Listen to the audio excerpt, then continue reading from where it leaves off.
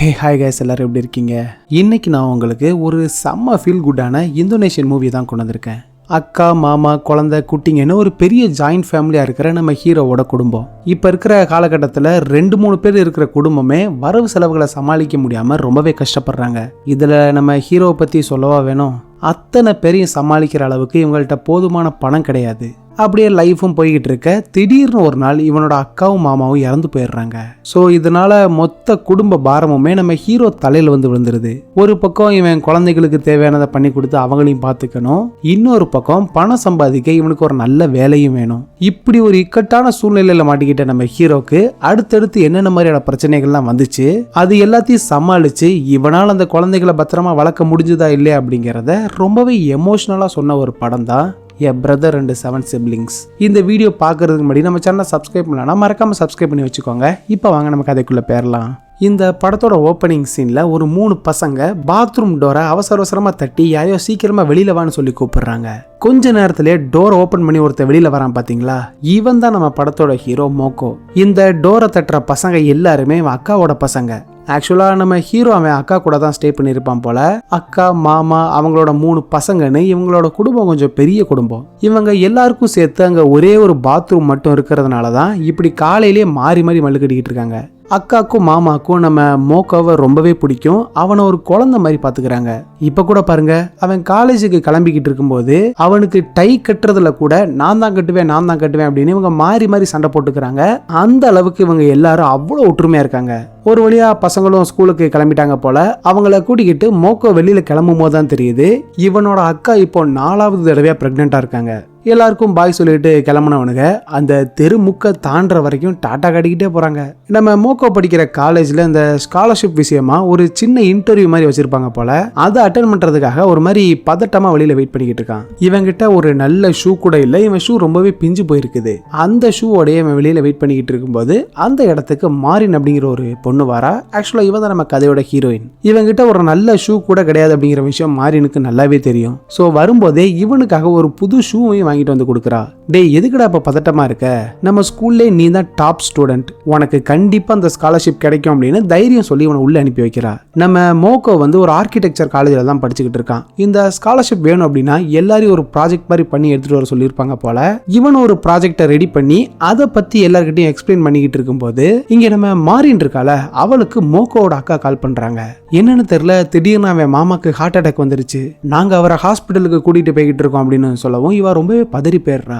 இந்த விஷயத்தை எப்படியாவது ஹீரோ கிட்ட சொல்லிடணும் அப்படின்னு இவ ஒரு மாதிரி பதட்டமா இருக்கிறத இவனும் பாத்துறான். விஷயத்தை கேள்விப்பட்டதுமே அந்த ப்ராஜெக்டை அப்படியே பாதியில விட்டுட்டு அவசரமா ஹாஸ்பிட்டலுக்கு ஓடி வந்து பார்த்தா பாவம் இவனோட மாமா இறந்து போயிடுறாரு. குடும்பமே சோகத்துல அழுதுகிட்டு இருக்கும்போது இவனோட அக்கா பிரெக்னெண்டா இருந்தாங்கல்ல, அவங்களுக்கு திடீர்னு டெலிவரி பெயின் வந்துருது. உடனே இவங்களையும் அதே ஹாஸ்பிட்டல் அட்மிட் பண்ண இவங்களுக்கு அழகான ஒரு பெண் குழந்தையும் பிறக்குது. குழந்தைய பார்த்ததும் எல்லாரும் சந்தோஷமா அதை கொஞ்சிக்கிட்டு இருக்க இங்க அவனோட அக்கா உடம்புல எந்த அசைவுமே இல்ல. உடனே பதறி போய் டாக்டர் ஓடி வந்து செக் பண்ணி பார்த்தா உள்ள இன்டர்னல் ப்ளீட் ஆனதுல பாவம் அவங்க இறந்து போயிடுறாங்க. ஒரே நாள்ல இப்படி 2 பேர் இறந்ததுல உங்களுக்கு என்ன பண்றதுன்னே தெரியல. அக்காவும் மாமாவும் இப்போ உயிரோட இல்லைல்ல, சோ வேற வழியே இல்லை, இவன் தான் குழந்தைங்க எல்லாரையும் பாத்துக்கணும். இவன் அக்காவும் மாமாவும் இருந்தா என்ன பண்ணுவாங்களோ அதே மாதிரி பசங்க எல்லாரையும் ரெடி பண்ணி ஸ்கூலுக்கு அனுப்பி விடுறான். அந்த தெருமுக்க தாண்டுற வரைக்கும் டாட்டா காட்டிக்கிட்டே தானே போவாங்க. ஆனா இப்ப எல்லாரும் ரொம்பவே அமைதியா போறாங்க. அதுவும் இல்லாம அந்த சின்ன குழந்தையும் இவன் தான் பாத்துக்கணும். ஒரு குழந்தைய வளர்க்குறது அவ்வளோ சாதாரணமான விஷயம் கிடையாது. குழந்தைக்கு அடிக்கடி டைப்பர் மாற்றி விடுறது, அப்பப்போ பசி எடுக்கும்போது பாலை ரெடி பண்ணி கொடுக்கறதுன்னு பாவம் விடிய தூங்காம குழந்தைய பார்த்துக்கிறான். நம்ம ஹீரோக்கு இன்னொரு அக்காவும் இருக்காங்க போல. அந்த அக்காவோட புருஷனுக்கு முக்கியமான வேலை இருந்ததால எங்களால் அங்கே வர முடியாமல் போயிடுச்சுடான்னு இவனுக்கு வீடியோ கால் பண்ணி புலம்பிக்கிட்டு இருக்காங்க. நம்ம மோக்கோ வந்து எப்படியாவது ஸ்காலர்ஷிப்பை ரெடி பண்ணி ஹையர் ஸ்டடீஸ் படிக்கணும் அப்படின்னு ரொம்பவே ஆசைப்பட்டான். ஆனால் இப்படி ஒரு நிலைமை வரவும் அந்த ஆசையை தூக்கி ஒரு ஓரமாக வச்சுட்டு குடும்பம் தான் முக்கியம்னு சொல்லி பசங்களை பார்த்துக்கிட்டு இருக்கான். அன்னைக்கு நைட்டு ஹீரோயின் கிளம்பி நேரா அவன் வீட்டுக்கே வந்துடுறா. டே மோக்கோ, நாம 2 பேர் சேர்ந்து பிசினஸ் பண்ணலாமா? என்கிட்ட ஒரு சூப்பர் ஐடியா இருக்குது, இதுதான் நம்மளோட பிளான் அப்படின்னு சொல்லி இவ அதை பத்தி எக்ஸ்பிளைன் பண்ணிக்கிட்டு இருக்கும்போது குழந்தை விடாம அழுதுகிட்டே இருக்குதுன்னு அக்கா பையன் வந்து சொல்லவும் இவன் கொஞ்சம் கூட யோசிக்காம குடுன்னு உள்ள ஓடி போறான். இதை ஹீரோயினும் பாக்குறா. இதை பார்க்கவும் தான் இவனுக்கு இந்த பிசினஸ் பண்றதை விட குழந்தைங்க தான் முக்கியம் அப்படிங்கிற விஷயம் இவளுக்கும் புரிய வருது. இவன் கையில இருந்த மொத்த காசுமே காலி ஆயிருச்சு, சுத்தமா பணமே இல்ல. கை குழந்தைய வேற வீட்டுல வச்சுக்கிட்டு இவனால வேலைக்கு ஆபீஸுக்கும் போக முடியாது. சோ ஃப்ரீலான்ஸ் மாதிரி எதுவும் ஒர்க் பண்ணலாமா அப்படின்னு அந்த வேலை விஷயமா ஒருத்தரை மீட் பண்ணி வெற்றிகரமா ஒரு ப்ராஜெக்டையும் வாங்கிடுறான். பட் இதுல என்ன சிக்கல்னா குழந்தைக்கு உடம்பு ரொம்பவே முடியாம போனதுனால ஹாஸ்பிட்டல் கூட்டிட்டு போக வேண்டிய நிலைமை. ஸோ கூடவே இருந்து குழந்தைய பார்த்துக்கிட்டதுனால சொன்ன டைம்ல இவனால ப்ராஜெக்டை முடிச்சு கொடுக்க முடியல. இதனால கிடைச்ச அந்த வேலையும் இவன் கையை விட்டு போயிருது. அன்னைக்கு நைட்டு ஹீரோயின் வீடியோ கால் பண்ணி அந்த பிசினஸ் பிளானை பத்தி பேசிக்கிட்டு இருக்கும்போது இவன் என்ன நினைச்சான்னு தெரியல, திடீர்னு நம்ம பிரேக்கப் பண்ணிக்கலாம்னு சொல்லிடுறான். இவளுக்கு ஒண்ணுமே புரியல. என்ன சொல்ற நீ? உனக்கு எப்படி இந்த மாதிரி நினைப்பெல்லாம் வந்துச்சு? இங்க பாரு மாரின், நான் இப்போ என்ன நிலைமையில இருக்கேன்னு உனக்கு நல்லாவே தெரியும். 4 குழந்தைகளையும் நான் தான் பார்த்துக்க வேண்டிய சூழல்ல இருக்கேன். இந்த நிலைமையில நீ என் கூட இருந்தானா ரொம்பவே கஷ்டப்படுவ. அதுவும் இல்லாம இந்த பிசினஸ் பண்றத பத்திலாம் எனக்கு இப்ப ஐடியாவே இல்ல. சோ நீ உன்னோட வாழ்க்கையை பார்த்துட்டு சந்தோஷமா இருன்னு சொல்லிடுறான். ஆனா இவனை விட்டுட்டு போறதுல மாரினுக்கு கொஞ்சம் கூட விருப்பமே இல்ல. என்னால எல்லாத்தையும் சமாளிக்க முடியும், நான் பாத்துக்கிறேன்னு எவ்வளவோ சொல்றா. ஆனா இவன் அவ சொல்றத கேட்கிற நிலைமையில இல்ல. இப்படி இவங்க வீடியோ கால்ல பேசிக்கிட்டு இருக்கும்போது திடீர்னு குழந்தை அழுக ஆரம்பிச்சிடும். அந்த சவுண்டை கேட்டதுமே இவன் பாலை எடுக்கிறதுக்காக கிச்சனுக்கு போவான். அங்க அடுப்புல சுடுதண்ணி வச்சிருப்பான் போல. அந்த தண்ணி கீழே கொட்டி அதுல வலிக்கு விழுந்து காலில் பயங்கரமான அடி. வலியில இவன் துடிச்சுக்கிட்டு இருக்கிறத வீடியோ கால் வழியா மாறின்னு பார்த்து ரொம்பவே அழுறா. இவளால எதுவுமே பண்ண முடியல. அப்படியே ஒரு மாதிரி லைஃபும் போய்கிட்டு இருக்க. அக்கா பசங்க படிக்கிற ஸ்கூல்ல இருந்து பேரண்ட்ஸ் மீட்டிங்க்கு வர சொல்லியிருப்பாங்க போல. நம்ம மோக்கோ தான் குழந்தையும் கூட்டிக்கிட்டு அதில் கலந்துக்கிறான். நைட் ஆனாலே போதும் அலாரம் வச்ச மாதிரி குழந்தை விடாம அழுதுகிட்டே இருக்க இவன் தூங்காம விடிய விடிய முழிச்சிருந்து குழந்தைய பாத்துக்கிறான். இவங்க எல்லாரும் ஒரு நாள் நாம இந்த உலகத்தை சுத்தி பார்க்கலாமா அப்படின்னு கூகுள் மேப்ல எல்லா இடத்தையும் பார்த்துக்கிட்டு இருக்காங்க. அப்போ இந்த 3வது பையன் இருக்கான்ல, அவன் இதுல நம்ம வீடு எங்க இருக்குதுன்னு பார்க்கலாமான்னு கேட்கறான். உடனே இவங்களும் அப்படியே ஜூம் பண்ணி பார்த்துக்கிட்டு இருக்கும்போது அதுல இந்த பசங்களோட அப்பா அம்மா, அதாவது நம்ம ஹீரோவோட அக்கா மாமாவோட போட்டோ இருக்கிறத பார்த்தது இவங்க ரொம்பவே ஃபீல் பண்ண ஆரம்பிச்சிடுறாங்க. அப்படியே லைஃபும் போய்கிட்டு இருக்க இந்த குட்டி பாப்பா கொஞ்சம் பெரிய பொண்ணா வளர்ந்துடுறா. ஒரு நாள் நம்ம மோக்கோவை பார்க்கறதுக்காக அவனோட சின்ன வயசு பியானோ டீச்சரும் அவரோட பொண்ணும் இங்க வராங்க. அவர் ஒரு வேலை விஷயமா வெளிநாட்டுக்கு போறதுனால என்னோட பொண்ணு கொஞ்ச நாளைக்கு நீ பத்திரமா பார்த்துக்க முடியுமான்னு கேட்கிறாரு. ஆல்ரெடி இவன் வீட்டில் இருக்கிற டிக்கெட்டுகளே இவனால சமாளிக்க முடியல. இதுல புதுசா ஒரு ஆளை சேர்க்கறத நினைச்சாலே இவனுக்கு தலையை வெடிக்கிற மாதிரி இருக்குது. சார், நான் ஆல்ரெடி 4 குழந்தைங்களை வச்சு மேனேஜ் பண்றதுக்கு ரொம்பவே கஷ்டப்படுறேன். இதுல உங்க பொண்ணை வேற சேர்த்துக்கணும்னு சொல்றீங்க. தப்பா எடுத்துக்காதீங்க சார். இப்போ நான் இருக்கிற நிலைமையில கண்டிப்பா உங்களுக்கு ஹெல்ப் பண்ண முடியாது. அப்படி சொல்லாத மோக்கோ, எனக்கு உன்னை விட்டா வேற யார் இருக்கா? நீ ஒன்னும் சும்மா வச்சுக்க வேண்டாம், இந்த பணத்தை வச்சுக்கோ அப்படின்னு கவர்ல கொஞ்சம் பணத்தையும் கொடுக்கறாரு. இவன் இருக்கிற நிலைமைக்கு பணம் வந்து ரொம்பவே முக்கியமான ஒரு விஷயம். சோ வேற வழி இல்லாம அந்த சாரோட பொண்ணையும் அவங்க வீட்டுல தங்க வச்சுக்கிறான். இந்த பொண்ணுக்கு பியானோ நல்லாவே வாசிக்க தெரியும் போல. நம்ம ஹீரோ வீட்டுல பழைய பியானோ ஒன்று இருக்கும். அதை அந்த பொண்ணு சூப்பரா வாசிக்கவும் எல்லாரும் மெய்மறந்து அதை பார்த்துக்கிட்டு இருக்காங்க. ஆல்ரெடி 5 பேர் இருக்கிற வீட்டுல இப்ப புதுசா 6வது ஒரு ஆள் சேர்ந்து இருக்குதுல்ல. சோ இவன் எல்லாத்தையும் சமாளிக்கணும்னா அதுக்கு நிறைய பணம் வேணும். அதனால இவன் ஒரு வேலையை தேடலாம் அப்படின்னு முடிவு பண்ணி இன்டர்வியூ அட்டன் பண்றதுக்கு கிளம்புறான். அக்காவோட பெரிய பையனுக்கு ஸ்கூல் படிப்பெல்லாம் முடிஞ்சு அடுத்து காலேஜ் சேர்றதுக்காக வெயிட் பண்ணிக்கிட்டு இருக்கான். சோ அவங்கிட்ட குழந்தைய பாத்துக்க சொல்லிட்டு இவங்க எல்லாரும் ஸ்கூலுக்கு இன்டர்வியூக்குன்னு கிளம்பி போறாங்க. ரொம்ப நாளைக்கு அப்புறம் அந்த தெருமுக்க தாண்டுற வரைக்கும் இவங்க டாட்டா காட்டிட்டு போறத பார்க்கவும் என்னன்னு தெரியல, நமக்கே அவ்வளவு சந்தோஷமா இருக்கும். நம்ம ஹீரோ கிளம்பி நேர ஒரு கம்பெனிக்கு போய் இன்டர்வியூ அட்டன் பண்றான். ஆக்சுவலா இவன் இன்டர்வியூ வந்த இதே கம்பெனியில தான் நம்ம ஹீரோயின் வேலை பார்த்துக்கிட்டு இருக்கா. இவனை மறுபடியும் அங்க பார்க்கவும் ஹீரோயினுக்கு அவ்வளவு சந்தோஷம். நம்ம ஹீரோவோட திறமையை பத்தி தான் அவளுக்கு நல்லாவே தெரியுமே. சோ நேரா அவளோட ஹையர் ஆபீசர் போய் பார்த்து, மோக்கோ ஒரு நல்ல ஆர்கிடெக்ட், எனக்கு அவனை நல்லாவே தெரியும், அவனை மாதிரி ஒரு வேலைக்காரன் தான் நம்ம கம்பெனிக்கு வேணும் அப்படின்னு ரெக்கமெண்ட் பண்ணவும் அவங்களும் நம்ம மோக்கோவை செலக்ட் பண்ணிடுறாங்க. ஹீரோயின் அங்க பார்க்கவும் இவன் செம ஷாக் ஆயிடுறான். ஹே மாரின், எப்படி இருக்க? பார்த்து எவ்வளோ நாள் ஆயிடுச்சு. நீ இங்கே தான் வேலை பார்க்குறியா? ஆமா, இங்கே தான் ஒரு ஆர்கிடெக்டா வேலை பார்க்குறேன். ஆமா, நீ எப்படி இருக்க? பசங்க எல்லாரும் எப்படி இருக்காங்க? பசங்க எல்லாம் நல்லா தான் இருக்காங்க. குட்டி பொண்ணு ஈமா வந்து இப்போ நல்லாவே வளர்ந்துட்டா. அப்புறம் பெரிய பையன் ஸ்கூல் முடிச்சுட்டு காலேஜில் ஜாயின் பண்ணுறதுக்கு வெயிட் பண்ணிக்கிட்டு இருக்கான். 2வது பொண்ணு இருக்கால, அவ தான் கொஞ்சம் சிடுமுஞ்சிக்காரி, பொசுக்கு பொசுக்குன்னு கோவப்படுவா. 3வது பையனும் ஸ்கூல் தான் படிச்சுக்கிட்டு இருக்கான். உனக்கு இன்னொரு விஷயம் தெரியுமா? என்னோட சின்ன வயசு பியானோ டீச்சர் வீட்டுக்கு வந்து வெளிநாட்டுக்கு நான் வேலைக்கு போறேன், நான் திரும்பி வர வரைக்கும் என் பொண்ணை பார்த்துக்க முடியுமா அப்படின்னு என் வீட்டில் தான் விட்டுட்டு போயிருக்காரு. அவ ரொம்பவே நல்ல பொண்ணு தெரியுமான்னு ரொம்ப நாளைக்கு அப்புறம் 2 பேரும் மனசு விட்டு பேசிக்கிறாங்க.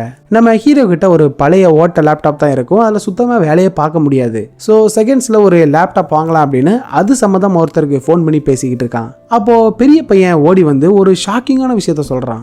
இந்த 3வது பையன் இருக்கான்ல, அவன் அதிகமாக ஃபாஸ்ட் ஃபுட்டை சாப்பிட்டு வயிற்றுல கட்டியே வந்துருது. உடனே அவனை ஹாஸ்பிட்டலுக்கு கூட்டிட்டு போயிட்டு ட்ரீட்மெண்ட்டும் பார்க்குறாங்க. இவனுக்கு ஸ்கேன் எடுத்தது, அப்புறம் மாத்திரை மருந்துன்னு கொஞ்சம் பணம் அதிகமாக செலவானதுனால இவன் லேப்டாப் வாங்குறதுக்குன்னு ஹீரோயின் கொஞ்சம் பணத்தை சேர்த்து வச்சிருந்தால அந்த பணத்தை எடுத்து தான் ட்ரீட்மெண்ட்டுக்கு செலவு பண்றான். இவங்கிட்ட ஒரு பழைய லேப்டாப் இருக்கும்ல, அதுல வேலையை பார்க்கலாம் அப்படின்னு இவனும் பார்த்துக்கிட்டு இருந்தா அது வேற அடிக்கடி ஆஃப் ஆகிட்டே இருக்குது. இவனும் வேற வழி இல்லாம அதுல வேலை பார்த்துக்கிட்டு இருக்கும்போது இவனை பார்க்கறதுக்காக ஹீரோயின் அங்க வாரா. இவங்கிட்ட ஒரு நல்ல லேப்டாப் இல்லை அப்படிங்கிற விஷயம் அவளுக்கும் தெரியும்ல. ஸோ அவளோட லேப்டாப்பை எடுத்துட்டு வந்து கொடுக்கவும் இவனு விடிய அதில் வேலை பார்க்குறான். ஒரு வழியா அந்த ப்ராஜெக்டையும் முடிச்சு ஆஃபீஸுக்கு எடுத்துட்டு போகவும் மேனேஜருக்கு அது ரொம்பவே பிடிச்சி போயிருது. ஒரு வழியா நம்மளோட ப்ராஜெக்ட் அப்ரூவ் பண்ணிட்டாங்க அப்படிங்கிற சந்தோஷத்தோட இவனும் ஸ்வீட் எல்லாம் வாங்கிட்டு வீட்டுக்கு வந்து பார்த்தா அங்க ஆல்ரெடி பேக் ஃபுல்லா ட்ரெஸ் சாப்பாடுன்னு நிறைய இருக்குது. யாரா அதை வாங்கிட்டு வந்ததுன்னு பார்த்தா இவனோட 2வது அக்கா ஊர்ல இருந்தாங்கல்ல, அவங்க தான் இந்த எல்லாத்தையும் வாங்கிட்டு இங்க வந்திருக்காங்க. அக்கா அவங்க பார்த்ததுமே இவனுக்கு அவ்வளவு சந்தோஷம். இவனுக்கு வேலை கிடைச்ச விஷயத்த அக்கா கிட்ட சொல்லிக்கிட்டு இருக்கும்போது அங்க இவனோட மாமாவும் வராரு. என்னடா மோக்கோ, எப்படி இருக்க? உனக்கு வேலை கிடைச்சிருச்சுன்னு கேள்விப்பட்டேன். ஆமா, சம்பளம் எவ்வளோ அப்படின்னு கேட்க இவன் கொஞ்சம் சேலரி அதிகமாக சொல்லவும் அவருக்கு மூஞ்சி ஒரு மாதிரி மாறிடுது. என்ன, அடுத்த ப்ராஜெக்ட்டுக்கு நான் கொஞ்சம் வெளியூர் போக வேண்டியது இருக்குது. அதான் என்ன பண்ணுறதுன்னு தெரியாமல் யோசனை பண்ணிக்கிட்டு இருக்கேன். இதில் என்ன யோசனை பண்ண வேண்டியது இருக்குது? அதான் உன் அக்காவும் நானும் இங்கே இருக்கோம்ல, நீ எதை பற்றி யோசிக்காம வேலைக்கு கிளம்பிப்போ, நானும் உன் அக்காவும் இங்கே இருந்து பசங்களை பார்த்துக்கிறோம் அப்படின்னு இவரு சொல்கிறாரு. ஒரு நாள் இவனும் ஹீரோயினும் காரில் போய்கிட்டு இருக்கும்போது பழைய விஷயங்களை பற்றி பேசிக்கிறாங்க. நாம பிரேக்கப் பண்ணுற வரைக்கும் என் லைஃப்பில் சந்தோஷம் மட்டும்தான் இருந்தது. எனக்காக எல்லா இடத்துலையும் நீ சப்போர்ட்டாக நின்றுருக்க. ஆனா உனக்கு ஒரு கஷ்டம் வரும்போது நான் உன் கூட இல்லாம போயிட்டேன். அந்த ஒரு கில்ட்டி ஃபீலிங் என்னை விட்டு போகவே இல்லை. உன்னை பார்க்கும் போதெல்லாம் நான் ஏதோ குற்றவாளி மாதிரி ஃபீல் பண்றேன்னு ரொம்பவே எமோஷனலா பேசிக்கிட்டு இருக்கா. 2 பேரும் ஒரு கடையில் உட்காந்து சாப்பிட்டுக்கிட்டு இருக்கும்போது ஹீரோயின் அவனை பார்த்து கேட்குறா, நீ பசங்களை விட்டு தூரமா வேலைக்கு வந்துட்டா அவங்க உன்னை ரொம்பவே தேட ஆரம்பிச்சிருவாங்க. ஒன்று பண்ணலாம், நீ இங்கே வரதுக்கு முன்னாடி எல்லாரையும் கூட்டிக்கிட்டு ஒரு ட்ரிப்பு போனா என்ன, பசங்களும் சந்தோஷமா இருப்பாங்க அப்படின்னு ஒரு ஐடியாவை கொடுக்கவும் இவனும் ஒரு பிளானை போட்டு குழந்தைங்க, அக்கா, மாமா, ஹீரோயின்னு எல்லாரும் ஒரு பீச்சுக்கு போயிட்டு ரொம்பவே சந்தோஷமா இருக்காங்க. அப்படிதான் பசங்க எல்லாரும் ஜாலியாக அங்கே விளையாடிக்கிட்டு இருக்கும்போது அங்கே சர்வராக வேலை பார்க்குற ஒரு அம்மா நம்ம பியானோ டீச்சரோட பொண்ணு அங்கே பார்த்ததும் ரொம்பவே எக்ஸைட் ஆகி அந்த பொண்ணை பார்த்து ஹாய்னு சொல்றாங்க. ஆனால் அந்த பொண்ணு பெருசாக அவங்கள கண்டுக்கவே இல்லை. இதை ஹீரோவும் பார்த்து என்ன ஏதுன்னு அந்த அம்மாட்ட விசாரிக்கும் போது தான் அவங்களும் சொல்றாங்க, அந்த பொண்ணு வேற யாரும் இல்லை, என் சொந்தக்கார பொண்ணு தான். அவளோட அப்பாவை எனக்கு நல்லாவே தெரியும். ஓ அப்படியா, நான் அவரோட பழைய ஸ்டூடெண்ட் தான். அவர் வேலை விஷயமா வெளிநாட்டுக்கு போனதுனால எங்க வீட்டில் தான் அவர் பொண்ணை விட்டுட்டு போயிருக்காரு. ஆமா, உங்க பேர் மோக்கோ தானே? அவர் உங்களை பத்தி நிறைய சொல்லியிருக்காரு. பொண்ணு சொல் பேச்சு கேட்கலன்னா நேரம் என்கிட்ட கூட்டிட்டு வந்துருங்க, நான் அவளை பாத்துக்கிறேன், உங்களுக்கும் தொந்தரவு இருக்காதுன்னு இந்த அம்மா பேசிட்டு போறத மோக்கோவோட மாமா நல்லா நோட் பண்ணிக்கிறாரு. அன்னைக்கு நைட்டு ஹீரோ, ஹீரோயின், அக்கா, மாமான்னு எல்லாரும் உட்காந்து பேசிக்கிட்டு இருக்கும்போது மாமா சில விஷயங்களை சொல்றாரு. இங்க பாரு மோக்கோ, நீ இந்த குடும்பத்துக்காக ரொம்பவே கஷ்டப்பட்டிருக்க. படிப்பையும் நிறுத்தி வேலைக்கும் போக முடியாம நீ கஷ்டப்பட்டு அவங்கள வளர்த்துருக்க. இனிமேலாவது உன்னோட வாழ்க்கையை நீ கொஞ்சம் பாரு. பசங்களை பற்றிலாம் கவலைப்படாத. அதான் நானும் அக்காவும் இருக்கோம்ல, பசங்களை இப்படி பொத்தி பொத்தி பாதுகாக்கிறதுலாம் நல்லதுக்கு இல்லை. அவங்களுக்கும் வாழ்க்கைனா என்னன்னு தெரியணும்னு இவங்க பேசிக்கிட்டு இருக்கும்போது தான் நமக்கு ஒரு விஷயம் தெரிய வருது. இந்த 3வது பையன் இருக்கான்ல, அவன் ஆக்சுவலா இறந்து போன இவன் அக்காவோட உண்மையான பையனே கிடையாது, இவன் மாமாவோட சொந்தக்கார பையன். பாவம், அந்த பையனுக்கு நீ யாருமே இல்லாததுனால தான் இவரும் கூடவே வச்சு தன்னோட சொந்த பையன் மாதிரி வளர்த்துட்டு வந்தாரு. இப்படி இவங்க பேசுற எல்லாத்தையும் பசங்க எல்லாரும் தூங்காம கேட்டுக்கிட்டு இருக்காங்க. ஒரு வழியா ட்ரிப்பு முடிஞ்சு எல்லாரும் கிளம்பி ரிட்டர்ன் வீட்டுக்கும் வந்தாச்சு. இங்கிருந்து நம்ம வெளியூருக்கு வேலைக்கு போயிட்டோம்னா பசங்க ரொம்பவே கஷ்டப்படுவாங்க அப்படிங்கிற விஷயம் தான் நம்ம ஹீரோவோட மைண்ட்ல ஓடிக்கிட்டே இருக்குது. மற்ற பசங்களாலும் பரவாயில்ல, அந்த பியானோ டீச்சரோட பொண்ணு இருக்கால, அவளுக்கு இவன் கூட இருக்கிறதுனால தான் ரொம்பவே தைரியமா இருக்கா. இவன் போயிட்டா அந்த பொண்ணு ரொம்பவே கஷ்டப்படுவாள். ஸோ இவன் என்ன பண்றான்னா, இவளோட ரிலேட்டிவ் அந்த சர்வர் அம்மா இருக்காங்கல்ல, அவங்க கூட பொண்ணை நான் பத்திரமா பாத்துக்கிறேன்னு சொன்னாங்களே, அவங்க வீட்டுக்கு இவளை அனுப்பி வைக்கிறான். வெளியில சந்தோஷமா இருக்கிற மாதிரி காட்டிக்கிட்டாலும் இவளுக்கு இங்கிருந்து போக மனசே இல்லை. கண்ணுல கண்ணீரோட அந்த தெருமுக்க தாண்டுற வரைக்கும் டாட்டா காட்டிக்கிட்டே போறா. பசங்க எல்லாரையும் அக்காவோட பொறுப்புல விட்டுட்டு இவனு கிளம்பி வேலைக்கு போயிடுறான். இவனோட டேலண்ட்டை யூஸ் பண்ணி ப்ராஜெக்டையும் நல்லாவே பண்ணி கொடுத்துக்கிட்டு இருக்க ஒரு நாள் மோக்கோவோட மாமா அவனுக்கு கால் பண்றாரு. ஒன்றும் இல்லப்பா, நம்ம வீட்டு ரூஃப் ஓட்டையா இருக்கிறதுனால மழை பெஞ்சதுன்னா தண்ணி ஃபுல்லா உள்ள வந்துருது, அதை சரி பண்றதுக்கு கொஞ்சம் பணம் தேவைப்படுது அப்படின்னு சொல்லவும் இவனு உடனே அவருக்கு பணத்தை அனுப்பி விடுறான். அப்படியே நாட்கள் ஓட இவர் மறுபடியும் கால் பண்ணி அது சரியில்லை, இது சரியில்லை, பாத்ரூம்ல பைப்பை மாத்தணும் அப்படின்னு கொஞ்சம் கொஞ்சமா பணத்தை கேட்கவும் பசங்களை இவங்க தானே பாத்துக்கிறாங்க அப்படிங்கிற ஒரே காரணத்துக்காக இவனும் எதுவும் கேட்காம பணத்தை அனுப்பிக்கிட்டே இருக்கான். இவனை பொறுத்த வரைக்கும் பசங்க நல்லா இருந்தா போதும், பணம் காசு பெருசா முக்கியம் இல்ல.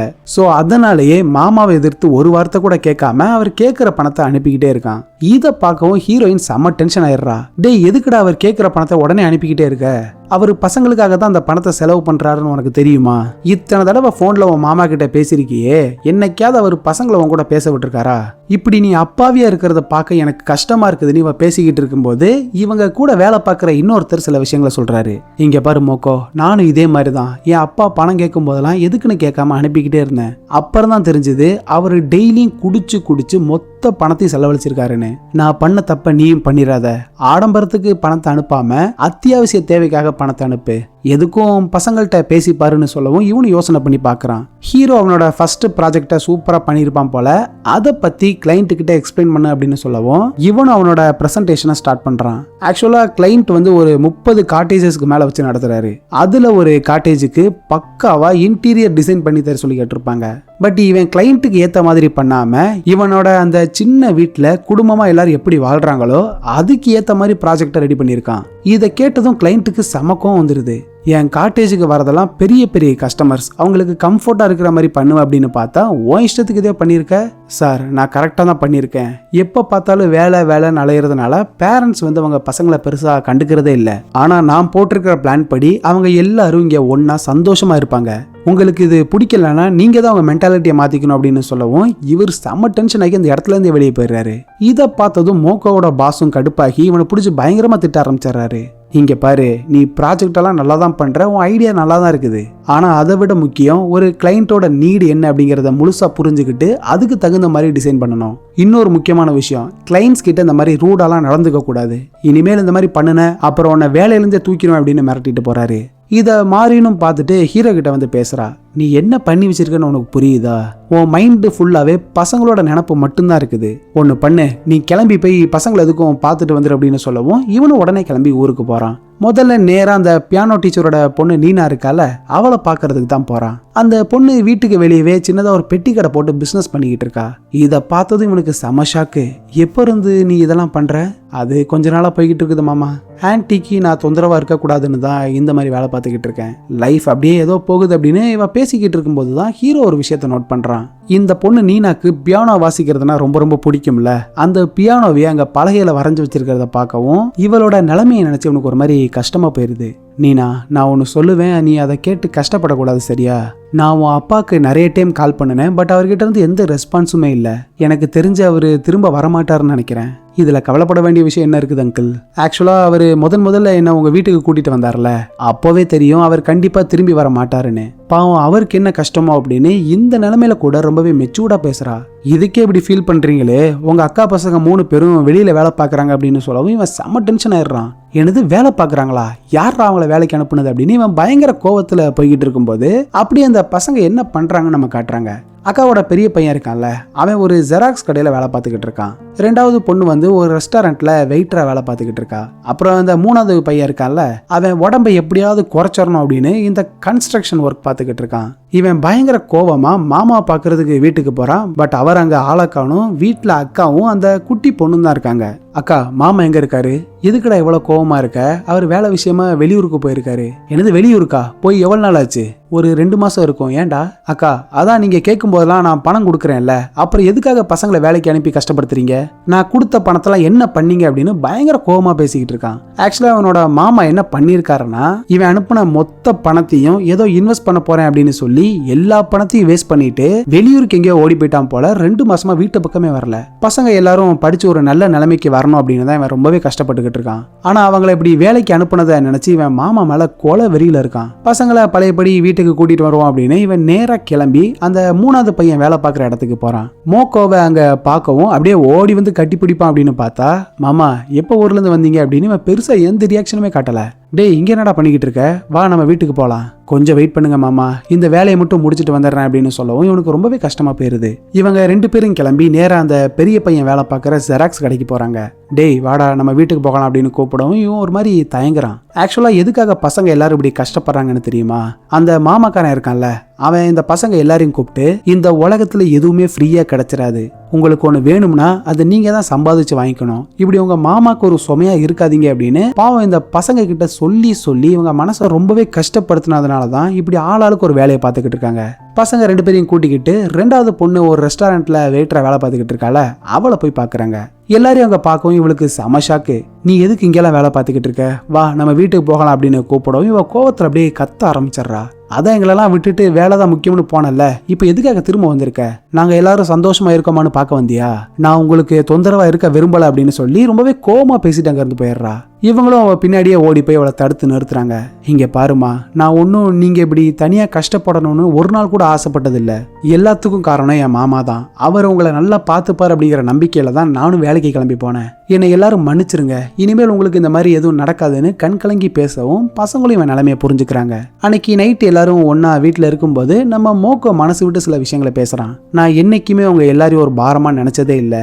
நீங்க நல்லா இருக்கணும் அப்படின்னு தான் நான் கஷ்டப்பட்டு பணத்தை சேர்த்துக்கிட்டு இருக்கேன். நீங்க யாரும் வேலைக்கு போக வேண்டாம், நான் பாத்துக்கிறேன். மாமா, நீங்க எங்களுக்காக கஷ்டப்பட்டதெல்லாம் போதும். இப்படியே இருந்தீங்கன்னா உங்களோட லைஃபை யாரு பாக்குறது, நாங்களும் வேலைக்கு போனாதான் எங்களுக்கும் கொஞ்சம் நிம்மதியா இருக்கும் அப்படின்னு சொல்லவும் இவன் அதை கொஞ்சம் கூட புரிஞ்சுக்கவே இல்லை. இதை பார்த்ததும் மாரின் செம கடுப்பாயிடுறா. டேய், உனக்கு பசங்க சொல்றது புரியுதா இல்லையா, உனக்கு என்னைக்கும் பாரமா இருந்துடக்கூடாதுன்னு தான் அவங்களும் வேலை பார்த்து ஃபேமிலிக்கு சப்போர்ட் பண்றேன்னு சொல்றாங்க.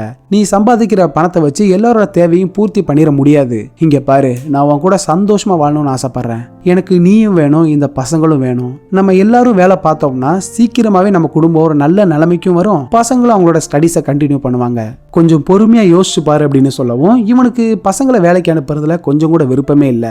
இருந்தாலும் வேற வழி இல்லாம இதுக்கு ஓகேன்னு சொல்லிடுறான். சொன்ன மாதிரியே ஆளாளுக்கு ஒரு வேலை பார்த்து கொஞ்சம் கொஞ்சமா பணத்தை சேர்க்க ஆரம்பிக்கிறாங்க.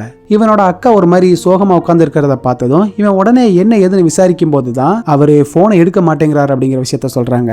ஆக்சுவலா இவனோட மாமா மொத்த பணத்தை எடுத்துக்கிட்டு ஓடி போனவர் தான் இப்ப வரைக்கும் திரும்பி வரவே இல்லை, அவர் திரும்பி வரவும் மாட்டாரு. இப்படி என்னை ஏமாத்திட்டு போயிட்டாரேன்னு இவங்க கண் கலங்கி போயிருக்க மோக்கோ தான் அவங்கள சமாதானப்படுத்துறான். இப்போதான் பண கஷ்டம் கொஞ்சம் சரியாயிருச்சுல, சோ இவன் நேர கிளம்பி அந்த பியானோ டீச்சரோட பொண்ணு நீனா இருக்கால, அவளை மறுபடியும் இங்க வீட்டுக்கு கூட்டிட்டு வந்துடுறான். இப்படி எல்லாரும் ஒரே வீட்டுல ரொம்பவே சந்தோஷமா வாழ்றதை காட்டி இந்த படமும் முடியுது.